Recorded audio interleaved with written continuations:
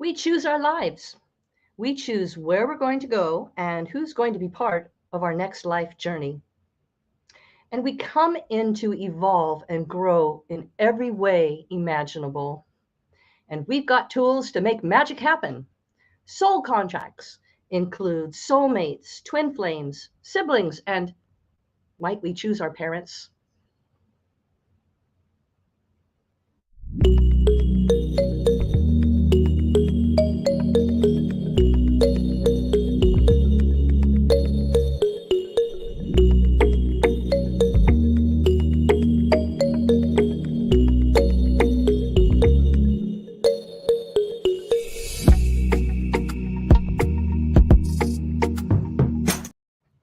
Hello, hello, everybody, and welcome to another episode of Spiritual Diner, a live stream about consciousness, personal growth, manifesting, all things spiritual, learning to love yourself, expanding community, and so much more.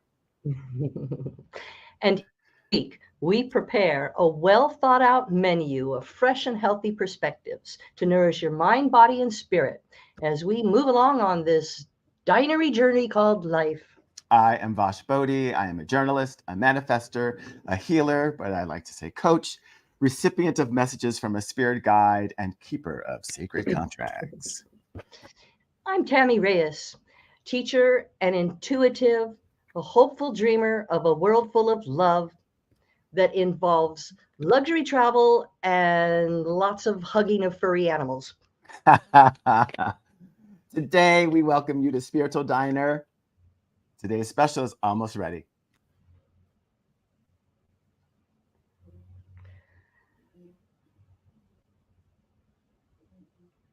I lost where we are. Well, we are at the beginning of Spiritual Diner. We're going to be talking about soul contracts, And talking in this about our soul episode, family, and all it's so much more. font, Bosch. It's where I didn't make the font big, but I'm with you. So in this episode, we are serving up a big old platter of soul contracts, and we're chowing down with our soul family. That's it, right? If you are new here, be sure to subscribe so that you're always getting alerted of new Spiritual Diner episodes, and you'll know what's on the menu. And Bosch, Yes. there is no finer diner in all the cosmos. You you know that. So today we have soul contracts. So soul contract agreements made soul or souls before we incarnate into this world.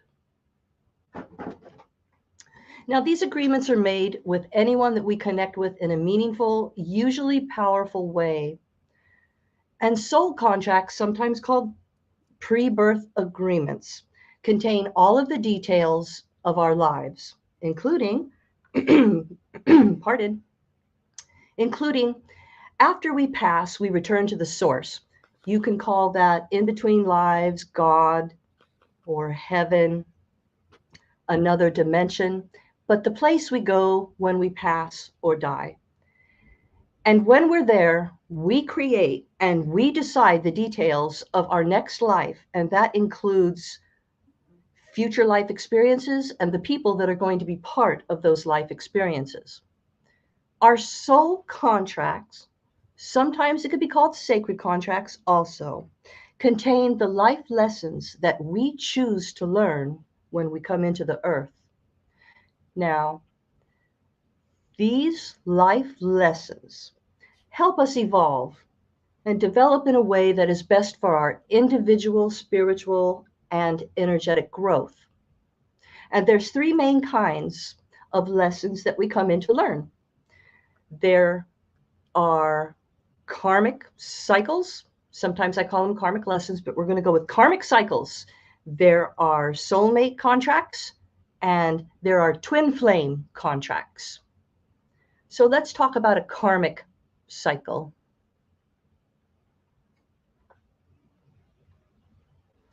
Karmic cycles are themes. Here we go. Karmic cycles is I'm going to go with this one. Sorry, I just can't see that. But a karmic cycle are themes and situations that we didn't learn before, and we're coming back into this lifetime to finish those lessons with people or certain situations. So a karmic cycle is something that we come in hopefully to clear. So if it is a difficult relationship, job, situation, a karmic lesson gives us the opportunity to move that out. And we talked before about how this is a special time in our life, in the universe, where we can clear karmic cycles just by saying, I want this karmic cycle out. So think of lots of examples of finishing karmic cycles with people, and jump in, Vash, if you've got one too. But I'm thinking of one particular person, and the relationship was always so fraught with just not on the same page. It was very toxic. And so in this lifetime, thank goodness, I had the opportunity to remove that person from lifetime after lifetime. I released that karmic cycle. And so karmic cycles give us the chance to move stuff out that we don't want to have anymore. Yeah, wow, you've said so much that that we should really unpack and talk about.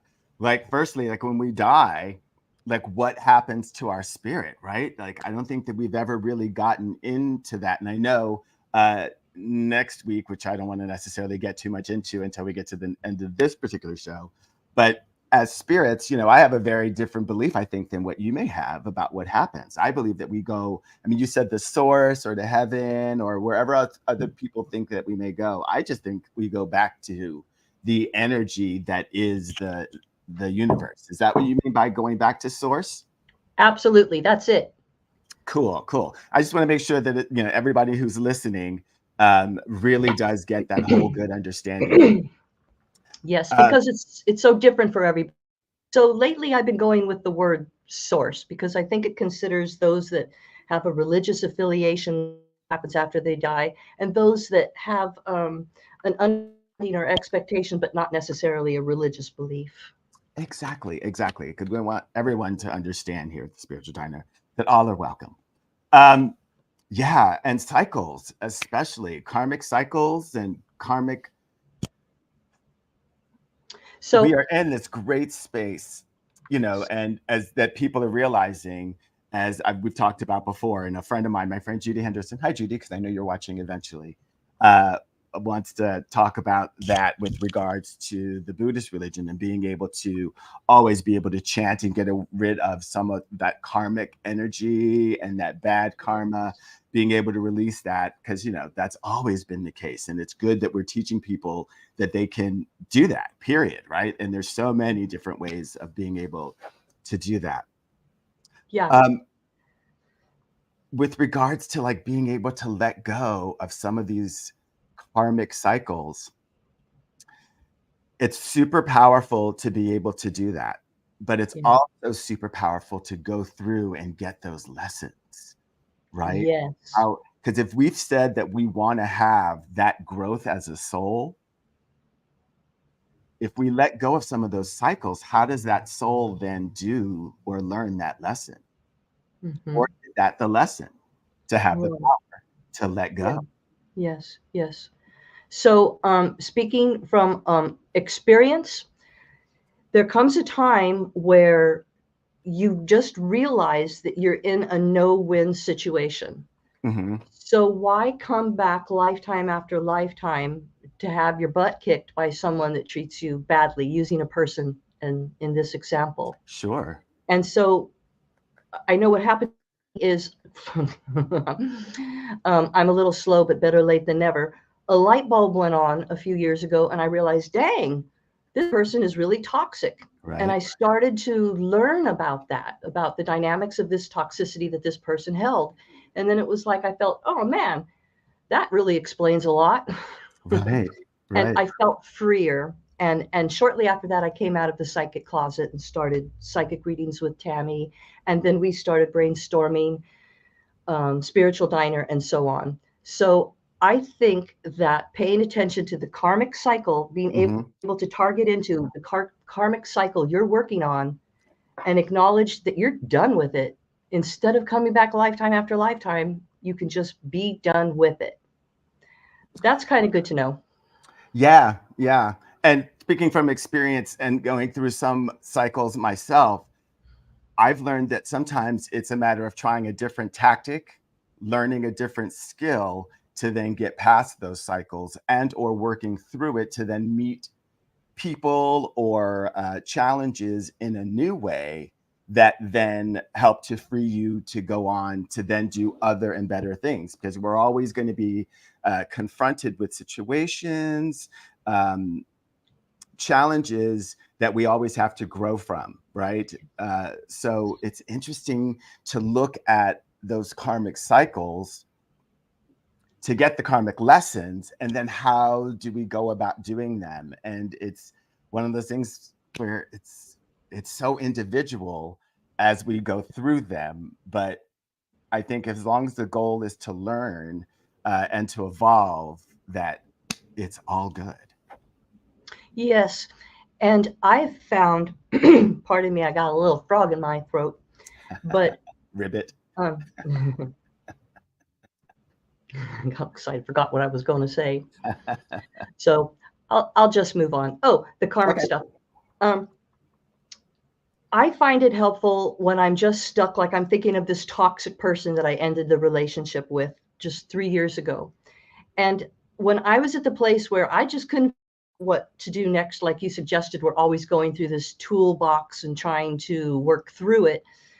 But I really saw that there was no way to win. So I asked Spirit, which usually works for me. I asked my guides and angels and my team, help. What do I do? How do I look at this? Yeah.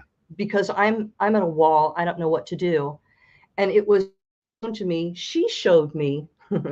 She gave me the gift of showing how truly toxic and Oh wow, you've frozen. Wow. Well, you're going to bounce back into the stream, I believe. So one of us is frozen.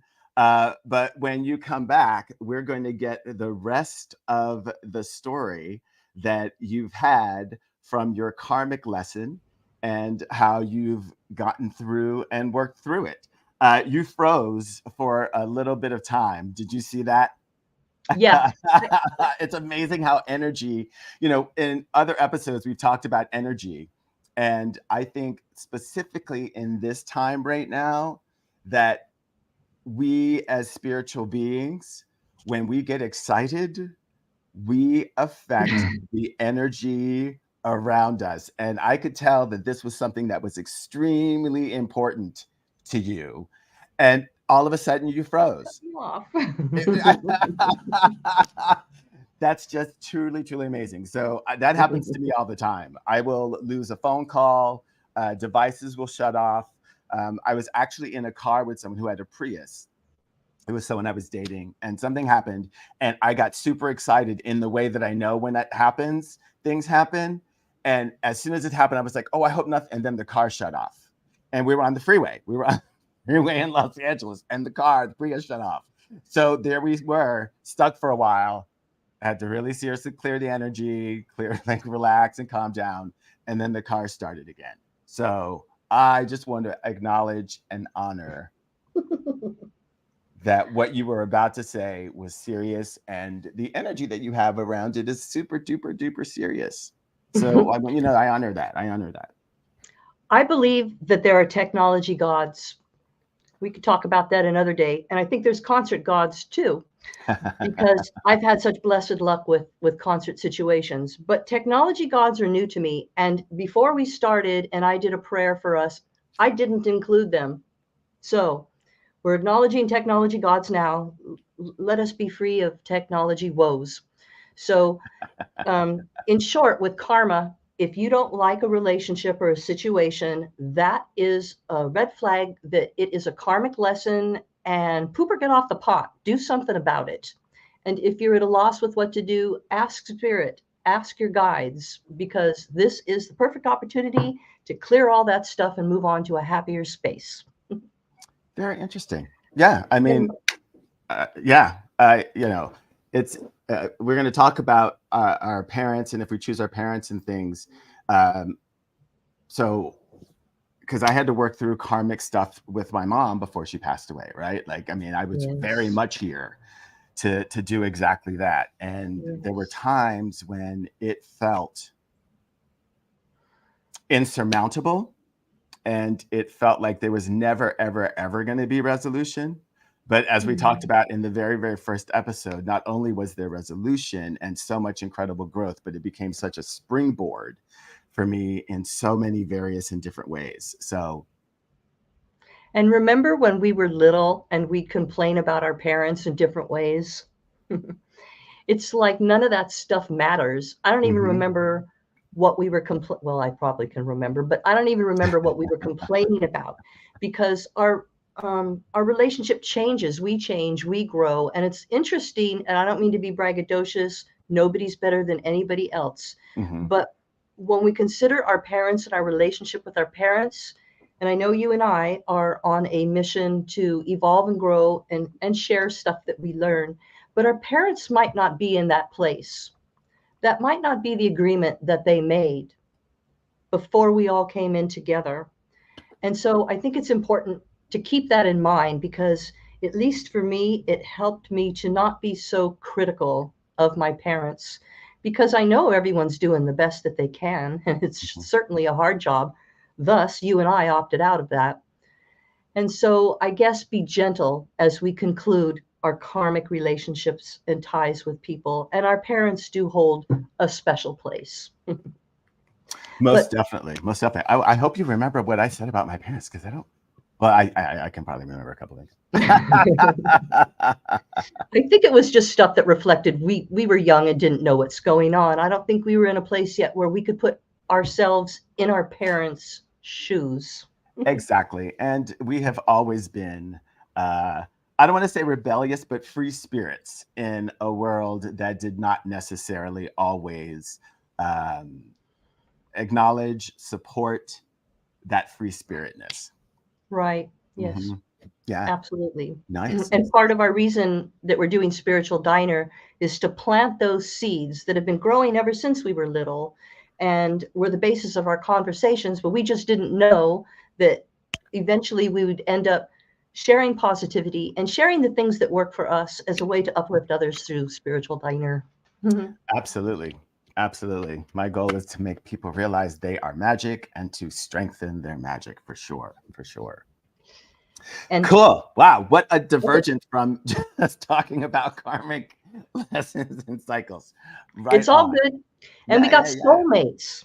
Soulmates are part of our soul contracts when we come in. So a soulmate is someone that you feel and your graphic may be a wee bit different than mine, but we're saying the same thing.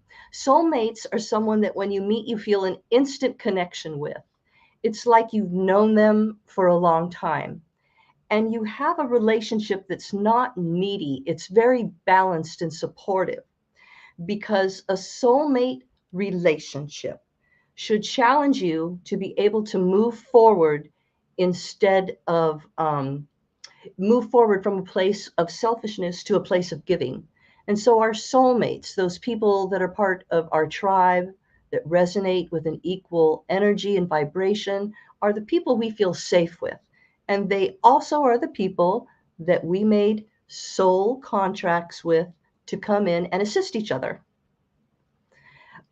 I got lots of soulmates. Can you think of your soulmates? You got lots too, huh? Yeah, yeah, yeah. Definitely, definitely. And we're going to talk about how I know that there's either soulmates or other connections in that soul realm when we start talking a little bit later. But yeah, it's nice when you have someone who is a soulmate. That connection is just so powerful. And I don't know if this has happened to you, but back in my teaching days, Hmm. I always kind of felt on the outside of what everybody else was doing. And And it was hard because I felt misunderstood by administration and other teachers. In retrospect, they just weren't up to par. They didn't have the same amount of verve and energy toward teaching. But in those difficult situations, there was always one or two people at my school site that was a soulmate. There was always one or two, maybe a handful, that as soon as our eyes met or we passed in the hall, it was kind of like a little support system. We know that we're on the same page, we're there for each other. And so a lot of times soulmates show themselves when you're in that difficult situation. And maybe they're going to show themselves forever, like my girlfriend Reina. Um, was a teacher at a school that was just a horrible school, and we're still buddies to this day. But some of those teachers that were also my soulmates, we've just moved on. People grow apart, not in a bad way, no negativity attached. We just move on. But we were soulmates for a while. So soulmates can be with us for the whole journey, or they just come at certain times of our life when needed. Well, the cool thing about having and or being a soulmate is that that energy is always there, right? It doesn't really depend on your actual physical geography as much as it does that relationship. I mean, because you and I, we've known each other since high school. And there are moments and times, because we also have other friends we've known since high school. There are times when we reconnect and it is as if no time has passed and you're still connected to this spirit that you know so well. You know the basis of all of their foundational journeys that they've taken. And at their core, there's still that same person that you know, you love, you trust. You can almost still finish each other's sentences in certain ways. So I think that's a really good point. You pick up where you left off when you're soulmates, and exactly. you don't see or dwell on a lot of little negative aspects that may perturb us about people. It's maybe that we may see it, but it doesn't matter. It just doesn't matter because we see that person for who they are, and there's that comfortableness of being a soulmate. So yeah, that's good. I like that idea of when we connect, it's like there was no time lost at all, and it's fun. And It it's lifts up also our always that, spirit. yes. And it's always that support of being connected. Yeah. So soulmates. Yeah. I'm just thinking of all these different people now that are soulmates now that the wheels are turning. Right. And Right. and it's a beautiful thing. But in addition to soulmates, when we make our soul contracts, we've got this thing called twin flames. And oftentimes twin flames gets mixed up with soulmates, but they're two different things. So a twin flame is just an intense soul connection with someone thought to be the person's other half. So twin flames are thought of as one soul sharing two bodies. And this relationship is very, very rare. So I mentioned that when people come for readings, they often misinterpret soulmate and twin flame. And a lot of them will say, when am I going to meet my twin flame? I need my twin flame. But it's not that simple. Twin flame relationship, a twin flame karmic cycle, is really, really rare. It's, And it looks like this: two people come together, and right away it's electric. They're like hot for each other, and they want to get along. There's a lot of sexual energy, but there's also this emotional connection that's very deep and hard to understand. And those relationships are always fraught with some kind of challenge. Maybe one's a cheater or can't make a commitment, or I don't know, has a gambling problem or whatever. There's something that keeps them at odds, that keeps them from making that full connection to be committed to each other. And so twin flames drift apart. They move on to other relationships and experiences, all to bring them back to the idea that they want their twin flame. And so once they've gone through all of that work and heartache, they reconnect with their twin flame where they are bonded forever. Now, I'm trying to think of people that represent that twin flame karmic cycle, but I'm not sure that I could come up with any. I kind of came up with the creepy one. Maybe you've got a better one. We like creepy. Well, it's so rare, Okay. you know, and maybe that idea of twin flames is on a continuum as well.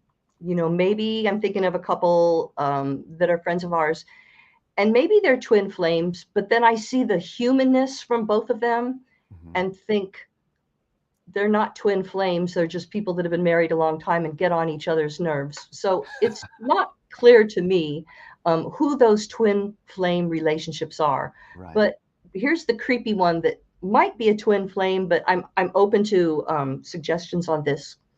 Um, a long time ago, there was this school teacher. I think her name was something like Mary Kay Letourneau or something.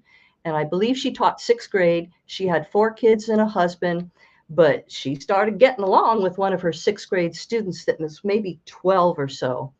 And she left her family for this boy and she got pregnant twice. She made 2 babies with this youngster. And she also went to jail for it. She was in jail for, pervin. And when she got out, they immediately hooked up and were solid. But soon after that, they had trouble and she got cancer and died. So I was wondering if that time away in jail, if all those lives that were so deeply affected are elements of a twin flame. I don't know, because like I said, it's a little bit creepy. Hmm. But twin flames are so rare. I'm open to see what other people think are twin flame relationships or give examples of them. Okay, I would like to say a couple things. One, maybe I don't like creepy as much as I said that I did, because that was a lot.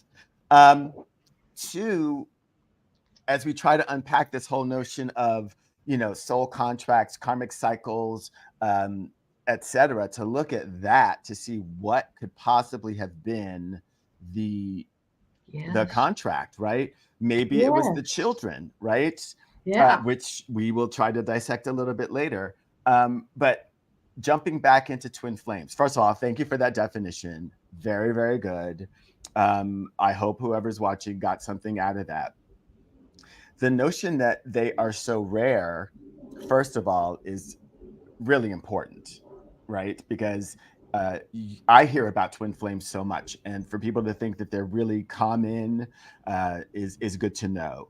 Two, if they're supposed to be like one soul, that already sets up a journey that is not going to be fulfilling and satisfying, because that means that there's always going to be one trying to grow in some way that doesn't necessarily keep them together. It almost sounds like it is a recipe for disaster. So I would probably be way more looking for a sexy soulmate than a twin flame. Does that ever come up in your practice? I mean, because hey, we are here to try to Yes. feed your soul here at Spiritual Diner. So I really want to make sure that we explore this. Yes. Choose the sexy soulmate. Who wants all that drama, right? Exactly. Don't you want to come together in a positive way? And even though I've been doing readings for 30 years, I totally don't get the one soul shared by 2 different bodies. I just don't fully understand that.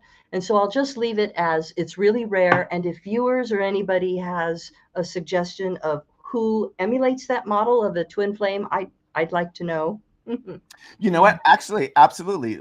Regardless of when you're watching this, if you think you have a twin flame situation that you want to explore, you can either send us an email, because our email address, let me put that into the comments. You can email us at spiritualdiner@gmail, because I don't think we have set up our website, spiritualdiner.com, with our email yet. So send any emails you want to spiritualdiner@gmail.com. Eventually, we will give you our spiritualdiner.com email address. But for right now, let us know. We would love to hear what your situation is. And if we talk about it on the show, we promise to change your names. We promise. I can Yes, guarantee that. definitely. Yeah, but it would be really interesting to explore it, because if you're having an issue with the twin flame and we can help you out, we would like to do that. And if we can help you reclassify them as something that makes it easier to deal with, or can put you on the path to find a sexy soulmate, we're into that. Yeah. So we briefly touched on the three kinds of lessons that we choose to come in to overcome. Mm-hmm. But I kind of wonder if there's something particular that happens that makes us aware of our life lessons, or a life lesson that we're currently working on. I wonder what viewers think about that. Like, is there something that happens that makes us realize, oh, this is a life lesson? Is it karmic? Am I dealing with a soulmate? How can I get to the bottom of it to evolve? That's really interesting that you had asked that question. Because I think that it is something that constantly, there are things that we're good at, there's things that we want to do, and there are things that continuously repeat themselves and bring themselves into our world, right? And I think that getting our life lessons is really connected to all of that. Yeah. It's and to, at least for us, to not hone into that and think about that and apply it so we can grow. It's kind of like you're taking a class, but they never really teach you what the class is about. Right. It's very Montessori. Life is very Montessori. I mean, but it does come down to that. Up until now, we continue to tell you that self-reflection is some of the most powerful things that you can do, right? To really look at where you are in your life. Mm-hmm. What things have you said that you wanted or didn't want to do that are affecting what's happening? And then from that, you can be able to extrapolate your life lessons, what you're good at, what your journey should be, what some karmic cycles may be for you, what some karmic lessons may be for you. And then we want you to apply what we've already said about energy, seeing where it's going, the power of words, so you can actually manifest a solution, and then release, replace, and receive to continue on a very different journey for yourself. And there'll be a test at the end of this show to see if you've been paying attention to all the vocabulary that we're putting out. Because we are just dropping it to you like it's hot.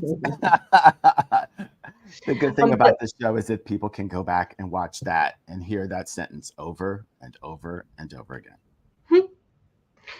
And when you're doing your self-reflecting about the lessons that you're learning, you may take away that there was something you want to keep. I love kids, not making them, or I mean, we're not having them. Making them is fine. But I love kids. I want to go back. In another life, if I have to come back, I want to be a kindergarten teacher again. So we may realize that there's certain things that are definitely part of us, and we want to include those in our soul contracts moving forward. I bet a lot of my kids, when I say my kids, my students, but I feel like they were mine. What's that about karmically? So I believe a lot of those kids came in as part of my learning, especially the bad ones. So yeah, I'm just wondering, what are the things that happen that make us reflect upon our life lessons and go, oh, that's what that's about? Like, have you thought about your life lessons, Vash, or is there a particular one you might be focusing on or realizing at this time? Absolutely. And I keep saying it. I had a coaching session, I had a coach for a while, and through a process of events and things and discussions, I realized that my life purpose is to help people realize their magic, to help them tap into their ability to manifest. And it has been something that I've known since I was really small, that I was going to be involved in a huge evolution of the human condition. And once I embraced that, so many things started to happen. And even as I look at my life right now, I'm perfectly poised to do that on so many different levels, including one that is so historic that, it almost, whenever I think about what it is that I'm doing, it really rattles me to my core. So yeah, I definitely feel very connected to my life purpose. And part of what helps that really is our soul family, right? Once we are Absolutely. once we are connected to and know what our soul family is, and you want to say what a soul family is. Your soul family is a group of people who you intuitively connect with on a deep level, who are then a part of your soul journey. They usually have soul contracts or sacred contracts with them, and you're connected. And there are definitely so many. There's so much about soul families.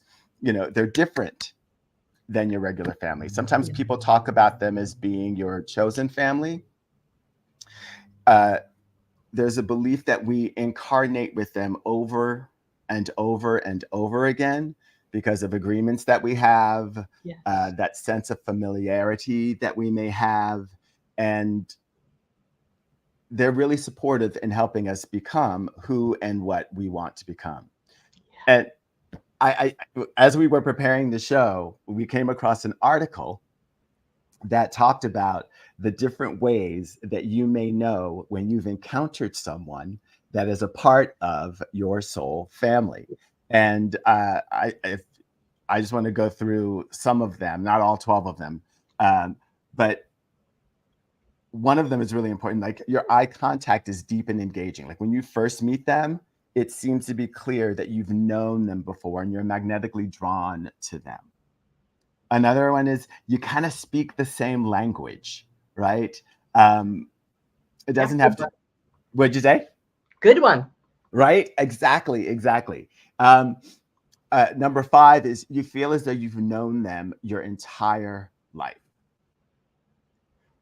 right? You've had Yeah. relationships with them. Yes. Yeah. Mhm. Yeah.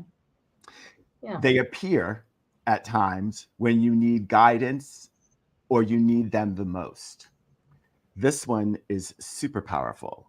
Uh, I've paid attention to this over the last, I don't know, maybe 10 years. Whenever I have been in a place of turmoil or despair or even excitement, there are certain people that will always call me as if they know, as if they know. Um, Let me just jump to one more. Uh, Number 11 on this list, and I'll put the article in the chat. Your soul feels nourished in their presence. And most importantly, you can be your real, authentic self around these people. Let me put this article into the chat. Yeah. Um, One of my soulmates said to me some time ago, I like your weirdness. I'll take that as a compliment. Absolutely. It's an important uh, factor because you have to be able to be yourself around your soul family. Yeah. And we're soul family. You're my Mhm. little brother from another place and time. But my neighbor's part of my soul family. My girlfriends are part of my soul family. Yeah. And we didn't talk about this before, but I believe animals are part of our soul family. And I'm wondering what viewers think of that, because my experience is animals come from the angelic realm to teach us about love. And I know some of my biggest love relationships were with animals. And I think that they do play a part in our soul contracts and being part of our soul family. So just consider the fact that animals are part of our soul family.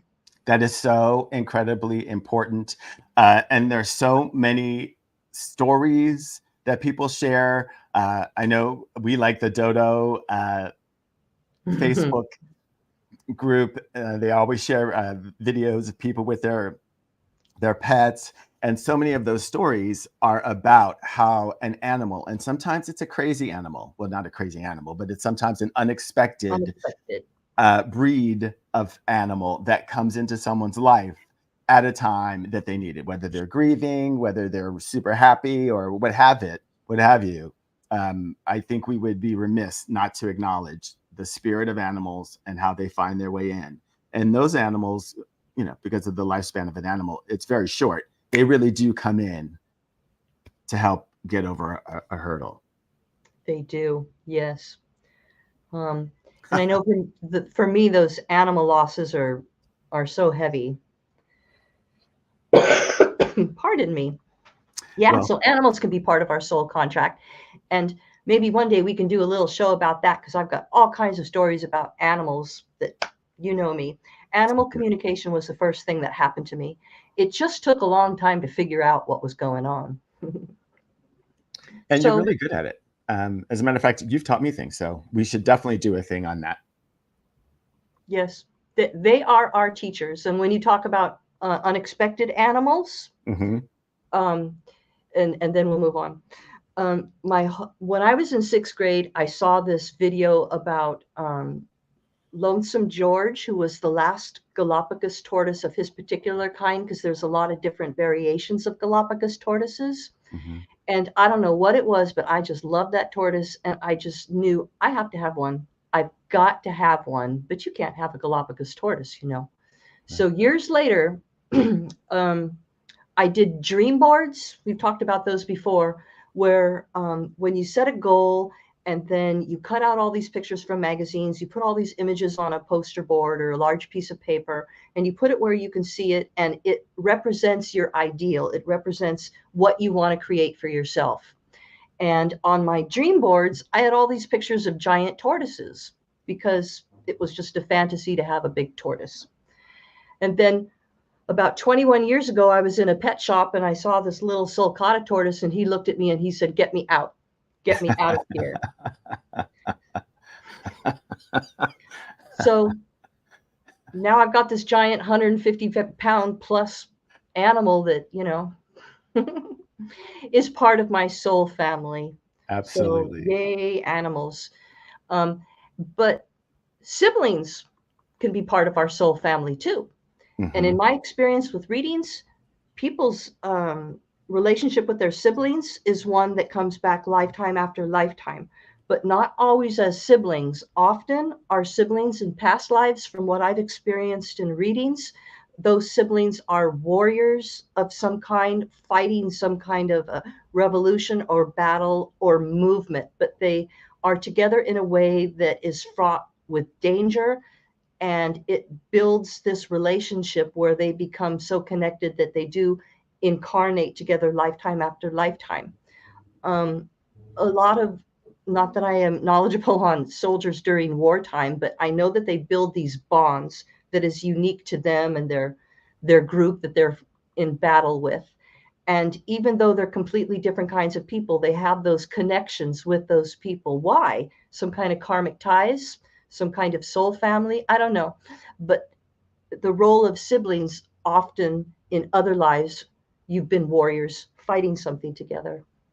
So, are you saying that they always come back as siblings, or just that they're always somehow connected into that soul family?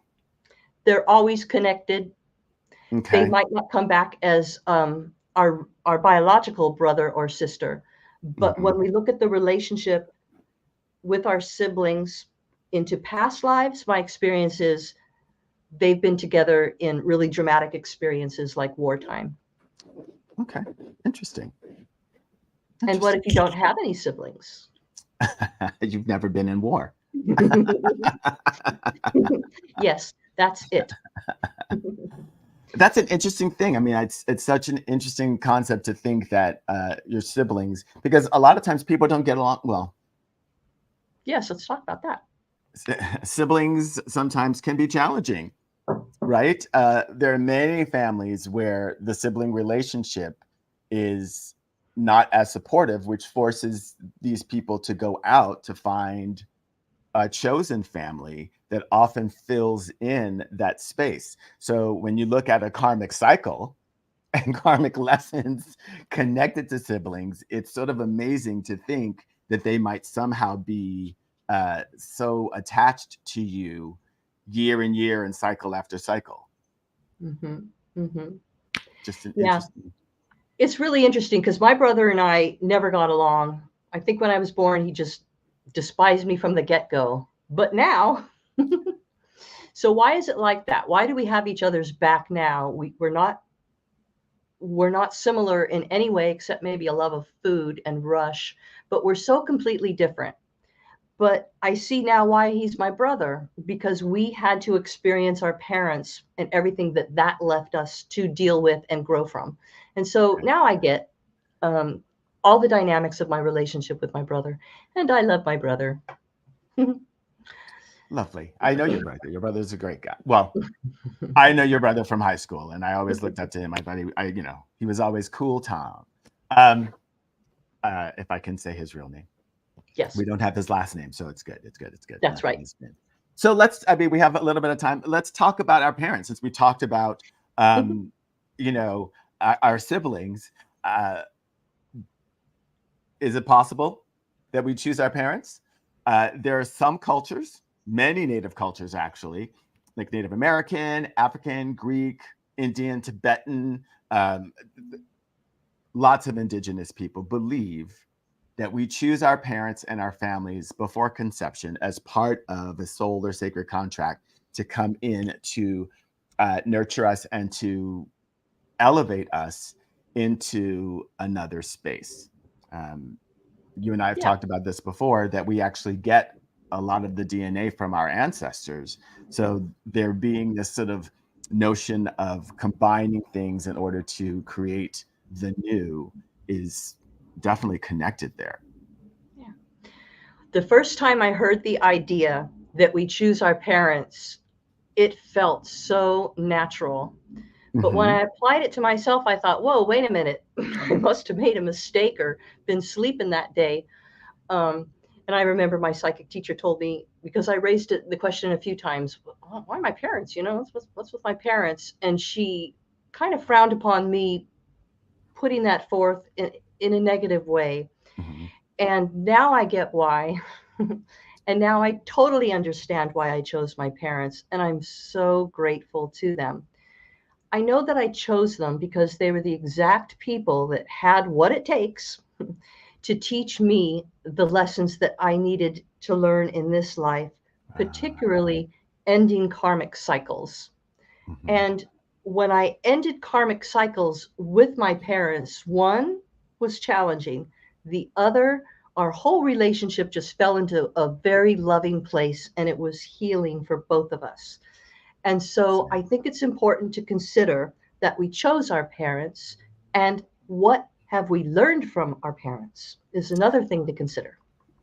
Absolutely. So once we started really getting into this particular episode, and even preparing for my mom's obituary, I had to do some research, and I found that there were so many specific coincidences that had to happen. One, for my parents to meet. Two, for me to be born. Three, for me to then like leave Philadelphia and go to the Philippines, which is where we met, to then become the person that I am now. And it's, and the last thing I told my mom, which I don't know if I've even said this, was I told her that she did the right thing by letting me and my sister go move with my dad, which I knew through family members had weighed on her super heavily. Yes, yes. And after that conversation where I told her that, she passed away 3 minutes later. Like, as soon as I said that, like, I could see a weight lifted and her acknowledging that she needed to hear that. So, when I said at the beginning of the show that I'm a keeper of sacred contracts, I mean, I should have said I'm an acknowledger of sacred contracts, because I truly think that freed my mom's soul, let her know that the things and choices that she made were for the best. And, who knows how that's going to show up in whatever happens to her next, as well as whatever happens to me next. Yeah, that's beautiful, Vash. Because when you said that, I could feel her relief. I could feel her sigh of relief. And that's something I think we might not consider about our parents, is they are aware of maybe things they could have done differently, or maybe not, but it was the best they can do, yet they're still so weighted down with, did I do the right thing? Did I hurt my kid? And so for you to tell her that was huge. that was huge and a big relief for her. And I know that it makes her happy, and she's just going, oh, like a weight is off. Yeah. I mean, it's important. And it was, every time we do one of these shows, uh, I really throw myself into not just what it is we're talking about, but how do I like run it through my life? And then how do I explain it to folks so that they can make choices that also help them help someone else, Yes. help us all. So Yes. I hope Yeah. that was, Yeah. And I hope that we planted a seed of how important our parents are mhm, for our spiritual growth. And I just love, in closing about the parents, I love my friends that have such close relationships with their children. And I think that you've done a good job as a parent if your kids want to be with you and they don't just mhm, avoid you. mhm. So I love those relationships where the relationship with their parents was so solid that it led them to be a better person. And you can see that when it's a loving relationship with the parents. So, Yeah. and then sometimes souls return to the same family to finish karmic lessons or things that have gone unresolved or things that they haven't worked out yet.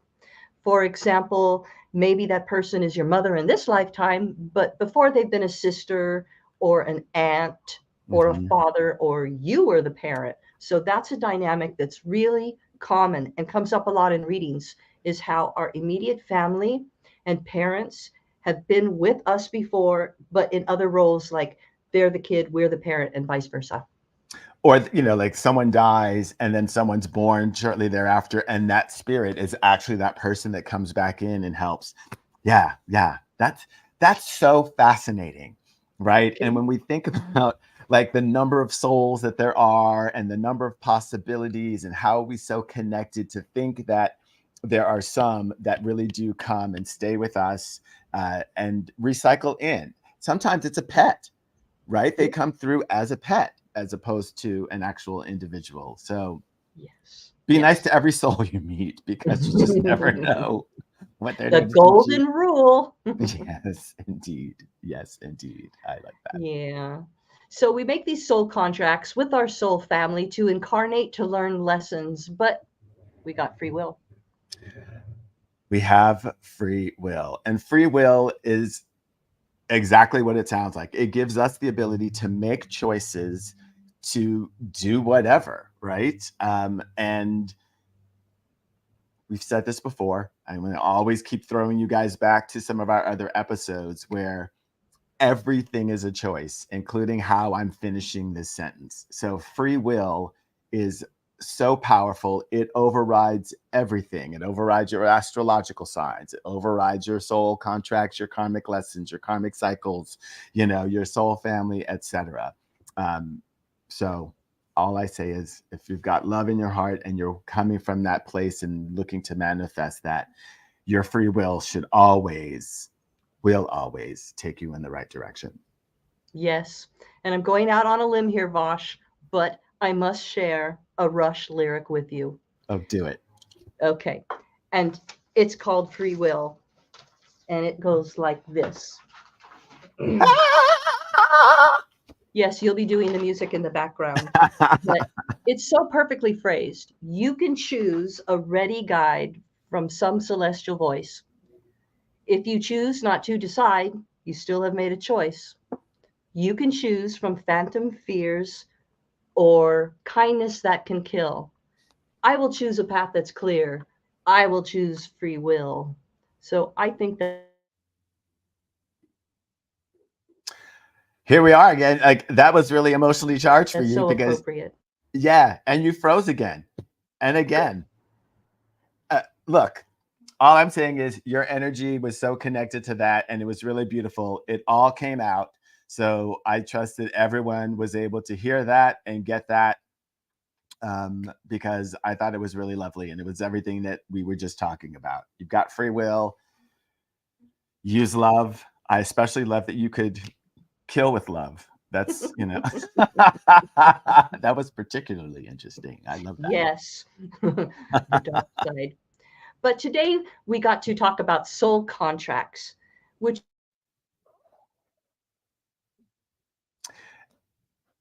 And you've frozen again. are But agreements that we make before and the people that we will encounter, even the idea that we choose our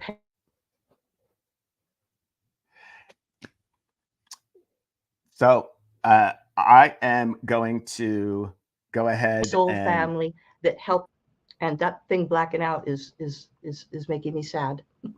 it is, but I can tell that you're extremely passionate about what it is you're saying. So we have talked about soul contracts or sacred contracts and how we co-create that super sacred connection by use of our soul family, that we choose our parents, that we have people in our world circulating around us that have been with us for a while, that may be part of our soul family. They could be soulmates. We've even talked about uh, Lifetime after lifetime, we connect with those folks.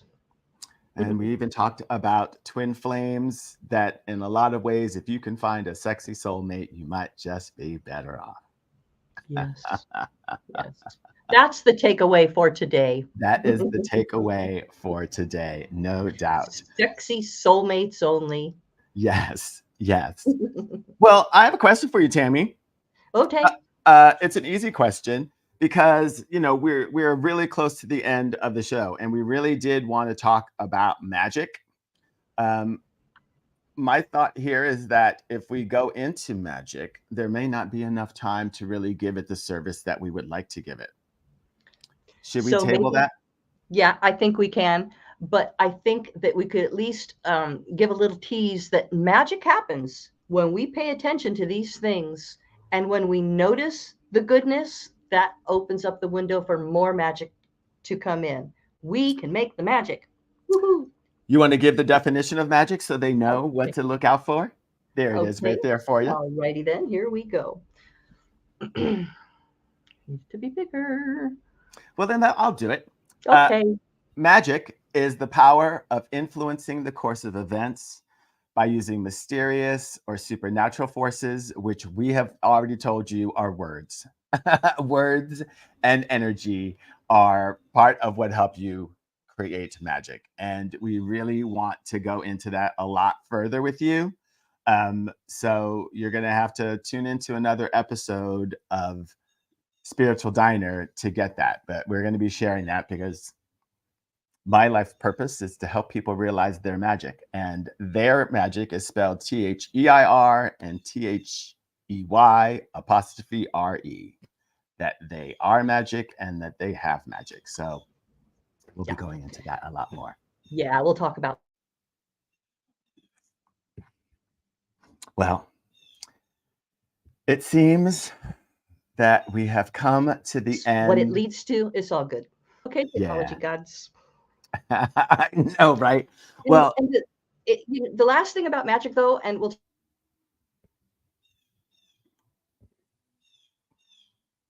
talk about it more later, but it's when we put our own power to make happen whatever we want. absolutely. Absolutely. Well, Tammy, we have come to the end of another Spiritual Diner. And once again, this has fed my soul in so many different ways and forced me to think about my life, my relationships, and my connections to people in an all new way. Yes. And please make sure to subscribe to our podcast so that you'll never miss an episode. And if you can, tell a friend because we need more patrons at the Spiritual Diner. That is right. You can find this live stream on Facebook, on YouTube, and on Twitter. And then you can find it on Apple Podcasts, Spotify, and on Amazon Music, as well as a few other podcast platforms after the live stream is done. If you found value in the show, we'd appreciate you sharing it with other people, rating it on Apple Podcasts, and sending us comments so that we know how to make Spiritual Diner even better for you. Tammy is Point. It really frozen. helps me. Yeah, but that's okay. Okay. Well, on behalf of Tammy, I want to thank you all for tuning into the Spiritual Diner. I am For Vash tuning Boddie. into the Spiritual Diner. It's been great serving you this episode. Yes, it has been. I'm Vash Boddie. Please mark your calendars for the next episode of Spiritual Diner, where our topic will be the notion of us being spiritual beings, having a human experience, and all the power that comes along with that. Until next time, goodbye. Blessings.